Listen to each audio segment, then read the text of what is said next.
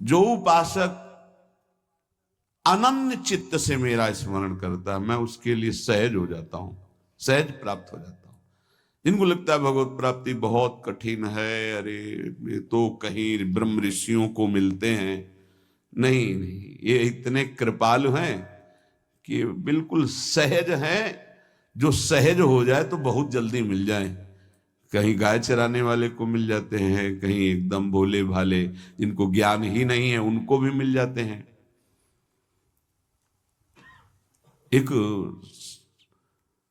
बहुत ही भोला नवयुवक था, अढ़िया नाम था उसका। अढ़ाई कहते हैं 2.5 किलो को। पहला आहार उसका 2.5 किलो का ही है, आगे आप श्रद्धा रखें तो और प्लस हो सकता है। लेकिन वो मतलब घर में माता पिता पधार गए तो उसे कोई 2.5 किलो आटे की कौन रोटी बना के दे। थोड़ा जब उसके अंदर चेतना जागृत हुई तो जब कहीं ठौर नहीं मिलती तो संतों का आश्रम मिलता है। एक आश्रम में गए, उन्होंने कहा हमको नौकरी में रख लो, कोई सेवा में रख लो। तुम्हारा नाम क्या है? बोले अढ़ैया। वे कोई नाम है?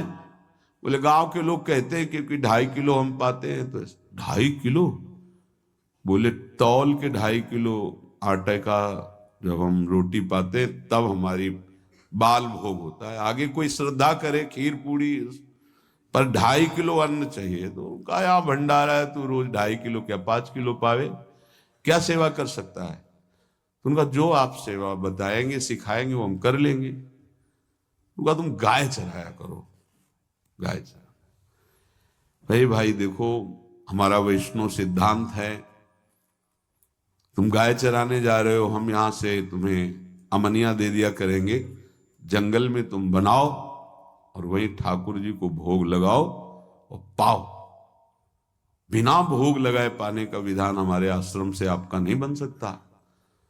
बोले हमको तो कुछ आता नहीं भोग लगाना, क्या भोग लगाएं? तो उनका जब आप बना लीजिएगा, क्योंकि अब यहां 2.5 किलो तुम्हारे लिए अलग से बन करके जाए, तुम अपना बनाओ, जो जो चाहो भंडारी से कह दिया दे दिया करो, वहीं लकड़ी बीनो, वहीं बनाओ और गाय चराओ और ठाकुर को भोग लगा के पाओ। जितना मनावे आप पाओ।